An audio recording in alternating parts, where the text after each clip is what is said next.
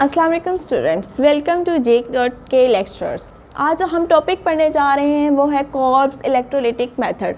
जैसा कि आप लोग जानते हैं कि हम लोग प्रेपरेशन ऑफ अल्केन्स पढ़ रहे हैं, तो उसमें हमने देखना है कि कॉर्ब्स के मेथड से हम कैसे अल्केन को प्रिपेयर करवा सकते हैं। ठीक है, कॉर्ब्स इलेक्ट्रोलाइटिक मेथड से हम कैसे अल्केन को प्रिपेयर करवा सकते हैं, हमने उसके मुताबिक देखना है।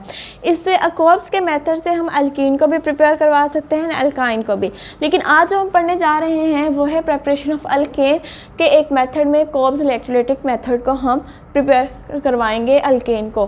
ठीक है, हमें पता है जैसे हमारे पास ये होता है COOH, पता ये क्या होता है, कार्बोक्सिल ग्रुप। ठीक है, कार्बोक्साइल ग्रुप है। अगर यहाँ पे कोई R ग्रुप लगा दिया जाए, RC डबल बॉन्ड O, ये OH हो जाएगा, तो ये हमारे पास क्या होगा, मोनो कार्बोक्सिलिक एसिड।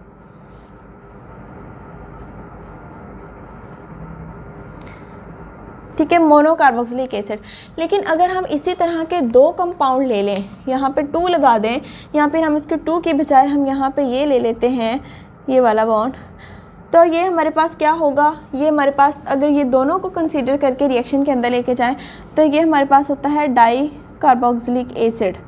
क्या होता है हमारे पास, डाई कार्बोक्सिलिक एसिड। सिंगल होगा तो मोनो कार्बोक्सिलिक एसिड, डबल हो जाएगा तो डाई कार्बोक्सिलिक एसिड। ये हमारे पास होता है कार्बोक्साइल ग्रुप।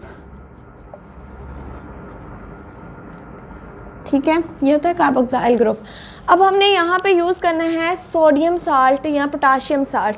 अब वो साल्ट कैसे बनता है, फॉर एग्जांपल अगर हमारे पास यहाँ पे HCl है, ठीक है, कॉमन एग्जांपल मैं आपको दे रही हूँ। अगर हम यहाँ से हाइड्रोजन को रिमूव कर दें, हाइड्रोजन यहाँ से चला जाए और इस हाइड्रोजन की जगह हम यहाँ पे सोडियम को ले आएँ, तो ये हमारे पास क्या होता है, साल्ट होता है। मतलब साल्ट हम कैसे बनाते हैं, कंपाउंड के अंदर से हमने हाइड्रोजन को रिमूव कर देना, उसकी जगह हम कोई मेटल लगा दें। वो मेटल हमारे पास सोडियम भी हो सकती है, वो हमारे पास पोटाशियम भी हो सकती है। ठीक है, हाँ, तो हमारे पास साल्ट बन जाता है। तो इसी तरीके से अगर हम इन कंपाउंड्स के अंदर भी यही करें, ये जो हाइड्रोजन है इसको हम यहाँ से रिमूव कर दें, ठीक है, और हमारे पास हाइड्रोजन को हम यहाँ से रिप्लेस कर दें और यहाँ पे आ जाएगा RC डबल बॉन्ड O और यहाँ पे O नेगेटिव बच गया, और यहाँ पे कोई मेटल आके हमारे पास इसके साथ अटैच हो जाए। वो सोडियम मेटल भी हो सकती है, वो पोटाशियम मेटल भी हो सकती है। ठीक है, अब अगर वो सोडियम होगी अटैच इसके साथ तो sodium salt of mono carboxylic acid होगा। अगर पोटाशियम इसके साथ अटैच होगी तो potassium salt of mono carboxylic acid होगा। ठीक है, इसी तरीके से हम साल्ट बनाते हैं। और कॉर्ब्स इलेक्ट्रोलाइटिक में हम डाई कार्बोक्सिलिक एसिड को यूज़ करते हैं। ठीक है, हम लोग क्या करते हैं, हम कंसनट्रेटेड सोल्यूशन लेते हैं sodium and potassium salt of mono carboxylic acid का, उसका हम इलेक्ट्रोलाइज करवाते हैं, उससे हम अल्केन को प्रोड्यूस करवाते हैं। इलेक्ट्रोलाइज करवाने का मतलब है उसमें से इलेक्ट्रिक करंट पास करवाते हैं तो हमारे पास अल्केन प्रोड्यूस होती है। और इस तरह से जो कॉर्ब्स के मेथड से जो अल्केन प्रोड्यूस होती है ना, वो इस टाइप की होती है। ठीक है, इस टाइप के अल्केन को हम कहते हैं सिमेट्रिकल अल्केन। सिमेट्रिकल अल्केन मतलब दोनों तरफ बॉन्ड के दोनों तरफ जो कार्बन्स होंगी वो सेम अटैच होंगी, मतलब दोनों तरफ सेम होंगी। यहाँ पे ये नहीं है, जितने नंबर ऑफ़ कार्बन इधर हैं उतने ही यहाँ पे ये टाइप जो होती है वो हमारे पास सिमेट्रिकल नहीं होती। या हमारे पास यहाँ पे अगर हम CH4 को प्रिपेयर करवाना चाहें तो हम इलेक्ट्रोलाइटिक मेथड से प्रिपेयर नहीं करवा सकते, ये सिर्फ सिमेट्रिकल अल्केन्स के लिए ही एप्लीकेबल होता है। ठीक है, लेट्स हम स्टार्ट करते हैं। हम अब ये तो जस्ट जनरल इंट्रोडक्शन था इसके रिएक्टर्स वगैरह के बारे में। कॉर्ब्स का इलेक्ट्रोलाइटिक मेथड हम कैसे स्टार्ट करते हैं, सबसे पहले इसके 3 स्टेप होते हैं। 3 स्टेप यूज़ होते हैं। एक होता है आयोनाइजेशन, पहला स्टेप होता है इसका आयोनाइजेशन। सेकंड स्टेप होता है reaction at anode. Third step होता है रिएक्शन एट कैथोड। ठीक है, सबसे पहला स्टेप क्या है, आयोनाइजेशन, मतलब उसका आयंस के अंदर कन्वर्ट हो जाना।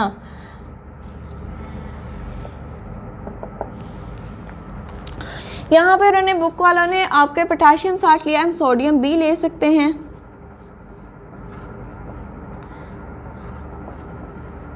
बल्कि हम पोटाशियम ही ले लेते हैं। ठीक है, यहाँ पे आयोनाइजेशन होती है डाई कार्बोक्सिलिक एसिड की आयोनाइजेशन होनी होती है। यहाँ पे अगर हम CH3 लगा लें, हम जनरल ना लेके जाएं इसको, यहाँ पे हम आ लगा सकते हैं, लेकिन हमें पता है इसने कौन से एल्केन्स प्रोड्यूस करवानी है, सिमेट्रिकल एल्केन, तो यहाँ हम CH3 ले लेते हैं। अब यहाँ पे देखो क्या होगा, यहाँ पे 2 मॉलिक्यूल हम इसके लेंगे, क्योंकि हम डाई कार्बोक्सिलिक एसिड हम यहाँ पे यूज़ कर रहे हैं। कौन सा कार्बोक्सिलिक एसिड यूज़ कर रहे हैं? Di carboxylic acid. तो जब इसकी आयोनाइजेशन हम लोग करवाते हैं, आयोनाइजेशन होने के बाद क्या होता है, जब आयोनाइजेशन होगी तो ये वाला और इसके दरमियान जो बॉन्ड होगा वो ब्रेक हो जाएगा, ठीक है। इनके दरमियान जो बॉन्ड होगा वो ब्रेक होगा, तो ये इसके आयंस के अंदर कन्वर्ट हो जाएगा, ये बन जाएगा नेगेटिव आयन, ठीक है। और ये हमारे पास 2 मॉलिक्यूल है ना, तो दोनों को ही लिखेंगे हम लोग। यहाँ हम 2 लगा के भी साथ चल सकते थे, लेकिन इसको अंडरस्टैंडिंग के लिए हम दोनों को ही लेके चलेंगे। साथ में हमारे पास क्या बनेगा, हमारे पास 2K पॉजिटिव, क्योंकि 2K उतरे हैं ना दोनों तरफ से। इनके ये वाला जो बॉन्ड था, यहाँ से ये वाला बॉन्ड हुआ ब्रेक। अब यहाँ से ये जो बॉन्ड ब्रेक हुआ तो ये इधर चला गया, ये इधर चला गया, ठीक है। इसके ऊपर नेगेटिव चार्ज आ गया, इसके ऊपर पॉजिटिव चार्ज आ गया, ये हो गई आयोनाइजेशन। और इसमें हमारे पास हम वाटर यूज़ करते हैं, तो मतलब उसकी भी आयोनाइजेशन होगी। 2 वाटर मॉलिक्यूल्स लेंगे, इसकी आयोनाइजेशन होगी, तो ये H2H पॉजिटिव बना देगा और 2OH नेगेटिव बना देगा। हमारे पास क्या बन जाएगा, 2H पॉजिटिव और H नेगेटिव। उसके बाद होता है स्टेप हमारे पास जो सेकंड होता है, वो रिएक्शन होता है एट एनोड के ऊपर। जो एनोड है ना, वहाँ पे जाएगा हमारे पास ये वाला नेगेटिवली चार्ज वाला acetate ion. Acetate ion move करके एनोड के ऊपर चले जाएगा, मतलब ये यहाँ पे आ जाएगा एनोड के ऊपर।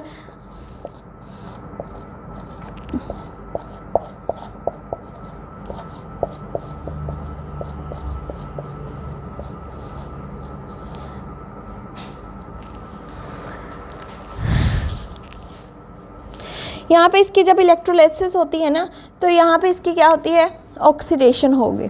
तो यहाँ से इसके अंदर से 2 इलेक्ट्रॉन्स यहाँ पे रिमूव हो जाएंगे। इसकी ऑक्सीडेशन हुई, तो यहाँ पे क्या होगा, जब ऑक्सीडेशन होती है तो यहाँ से 2 इलेक्ट्रॉन्स यहाँ पे रिमूव कर जाते हैं। मतलब यहाँ पे इलेक्ट्रॉन्स होते हैं ना यहाँ पे, तो यहाँ पे क्या होता है, ये वाला 1 इलेक्ट्रॉन यहाँ से निकल जाएगा, इसका भी 1 इलेक्ट्रॉन यहाँ से निकल जाएगा। 2 इलेक्ट्रॉन्स होते हैं ना यहाँ पे, इसको देखें, ये है ना हमारे पास 1 इलेक्ट्रॉन ये होता है, 1 इलेक्ट्रॉन ये होता है। जब इसकी ऑक्सीडेशन होगी तो यहाँ से 1 इलेक्ट्रॉन ब्रेक होगा, यहाँ से भी, तो 1 इलेक्ट्रॉन यहाँ से निकल जाएगा, 1 इलेक्ट्रॉन यहाँ से निकल जाएगा। तो हमारे पास जो रिजल्टेंट प्रोडक्ट होगी वो इस तरीके की आएगी। मतलब ये हमारे पास एसीटेट आयन जो था वो एसीटेट फ्री रेडिकल के अंदर कन्वर्ट हो गया। एसीटेट आयन हमारे पास किसके अंदर कन्वर्ट हो गया, एसीटेट फ्री रेडिकल बन गया। और यहाँ से क्या रिमूव हुए हैं, 2 इलेक्ट्रॉन्स रिमूव हुए हैं। Acetate ion acetate free radical के अंदर कन्वर्ट होता है। अब ये एसीटेट फ्री रेडिकल जो होता है, ये नेक्स्ट स्टेप में डिकम्पोज होता है, ठीक है। एसीटेट फ्री रेडिकल डिकम्पोज होता है मिथाइल फ्री रेडिकल के अंदर। अब ये डिकम्पोज कैसे होता है, देखें। अब ये एसीटेट फ्री रेडिकल हमारे पास किसके अंदर कन्वर्ट हो जाता है, मैं इसको यहाँ पे लिख दूँ कहीं, चलो जगह ही नहीं है, यहाँ पे है एसीटेट फ्री रेडिकल जो हमारे पास होता है वो मिथाइल फ्री रेडिकल के अंदर कन्वर्ट होना होता है। अब यहाँ पे क्या होता है, ये वाला जो बॉन्ड होता है ना, ये वाला बॉन्ड ब्रेक होना शुरू होता है, ठीक है। यहाँ से जब ये वाला बॉन्ड ब्रेक होना शुरू होगा तो क्या होगा, इसके पास ये एक चला जाएगा और एक जो है इस कार्बन के पास आ जाएगा। मतलब यहाँ पर मैं थोड़ा सिंपल इसको लिख देती हूँ। जैसे ये CH3 इधर चला जाता है अलग, ये वाला जो बॉन्ड हुआ ये हुआ ब्रेक। अब यहाँ पे क्या हुआ, एक CH3 के पास ये वाला आ गया, अब ये जो था ये इस कार्बन के पास था और यहाँ पे इसके पास एक ऑलरेडी फ्री इलेक्ट्रॉन था। तो ये दोनों जो फ्री इलेक्ट्रॉन थे वो यहाँ पे आएंगे, मतलब ये वाला इधर से इधर आ जाएगा, ये वाला जो था वो इधर से इधर आ गया। अब यहाँ पे इनके दरमियान हो जाएगा बॉन्ड, इनके दरमियान क्या बन जाएगा, बॉन्ड। तो ये हमारे पास किस फॉर्म में आ जाएंगे, CO2 की फॉर्म में आ जाएंगे। समझ आई, मतलब कि ये वाला जो बॉन्ड होता है ना वो ब्रेक होता है, ये जो होता है वो इधर चला जाता है, इनके दरमियान फिर ये बॉन्ड बन जाता है सेंटर में। अब फिर क्या होता है कि यहाँ पे ये जो CH3 होता है ये भी फ्री रेडिकल बन जाता है और ये CH3 होता है ये भी फ्री रेडिकल बन जाता है। और यहाँ पे ये जो होती है ना पूरी प्रोडक्ट, ये CO2 की फॉर्म में 2CO2 की फॉर्म में बाहर आ जाती है, ठीक है, ये हमारे पास रिएक्शन हो रहा है एनोड के ऊपर।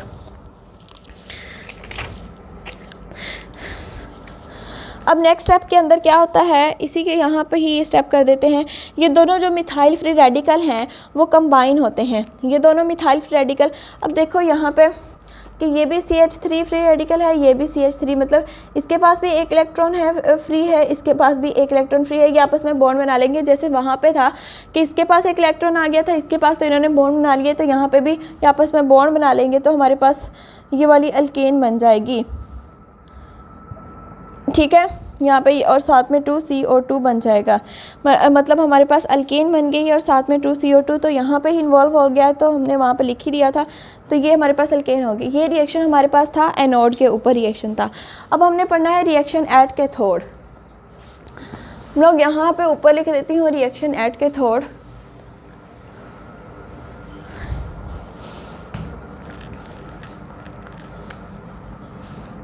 फर्स्ट स्टेप, सेकंड स्टेप और ये है थर्ड।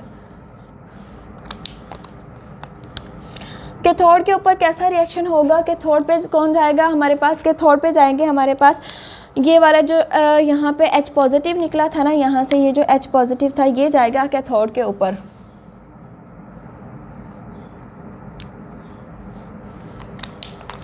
ये जो 2H पॉजिटिव है ये जाएगा पहले कैथोड के ऊपर, साथ में ये जो इलेक्ट्रॉन यहाँ से निकले थे हमारे पास, ये यहाँ से 2 इलेक्ट्रॉन निकले थे, ठीक है, और ये H पॉजिटिव, ये दोनों 2 इलेक्ट्रॉन और ये मिलके क्या बनाएंगे, यहाँ पे होगी रिडक्शन। रिडक्शन होगी तो यहाँ पे मतलब इलेक्ट्रॉन ऐड हो रहे हैं, यहाँ पे हुई थी ऑक्सीडेशन, मतलब इलेक्ट्रॉन्स हुए थे, निकले थे, यहाँ पे रिडक्शन होगी, दोनों मिलेंगे तो हमारे पास ये H2 बना देंगे, जो कि गैस होती है, H2 गैस की तरह इवॉल्व हो जाएगा, की फॉर्म में इवॉल्व हो जाएगा। ठीक है, यहाँ पे हमारे पास बाकी एक ये चीज़ भी हमारे पास कंज्यूम हो गई, ये भी हमने कंज्यूम कर ली, ये भी कर ली। अब पीछे यहाँ पे क्या प्रेजेंट है, एक ये वाली चीज़ प्रेजेंट है, और हमारे पास यहाँ पे क्या प्रेजेंट है, यहाँ पे हमारे पास K पॉजिटिव भी तो बना था ये वाला, ठीक है, एक ये भी रहता है और ये भी, तो यहाँ पे क्या होगा कि हमारे पास आ जाएगा 2OH नेगेटिव आइंस आएंगे और साथ में 2K पॉजिटिव आ जाएगा। ठीक है, तो यहाँ पे क्या बनाएंगे, ये मिलके 2KOH बन जाएगा, मतलब पोटाशियम हाइड्रोक्साइड जैसे डाला था वैसा ही हमारे पास मतलब पोटाशियम हाइड्रोक्साइड आ जाता है। तो इसकी जो प्रोडक्ट में हमारे पास कौन कौन सी चीज़ें आई इस रिएक्शन के प्रोडक्ट में, एक तो हमारे पास ये वाली अल्केन आई हमारे पास, ठीक है, एक हमारे पास अल्केन आती है, दूसरी हमारे पास ये कार्बन डाइऑक्साइड इवॉल्व हुई है, और तीसरे हमारे पास यहाँ पे ये H2O गैस मिली हमें, और थर्ड हमारे पास क्या 4KOH है। ठीक है, ये वाली चीज़ें हमें इसके ऊपर मिली हैं। कैथोड में हम कौन सी चीज़ हासिल करते हैं, H2 गैस और KOH। एनोड के हमारे पास हासिल होती है कार्बन डाइऑक्साइड और अल्केन, ठीक है, मीथेन, इथेन जिसे कहते हैं। ये पहला स्टेप होता है आयोनाइजेशन का, जिसमें क्या होता है, यहाँ से बॉन्ड ब्रेक होता है, ये इसके अंदर कन्वर्ट हो जाता है, 2K पॉजिटिव बनता है। सेकंड स्टेप में हमने क्या करना होता है, एनोड के ऊपर जाना होता है। एनोड में यहाँ से क्या होता है, इसकी ऑक्सीडेशन होती है, 2 इलेक्ट्रॉन निकलते हैं। 2 इलेक्ट्रॉन जब निकल गए तो यहाँ पे एसीटेट फ्री रेडिकल बन गया। एसीटेट फ्री रेडिकल डिकम्पोज होता है। डिकम्पोज कैसे होता है, यहाँ पे ये वाला बॉन्ड जो होता है, ये वाला बॉन्ड ब्रेक होता है, एक इधर चला जाता है फ्री रेडिकल, एक इधर चला जाता है।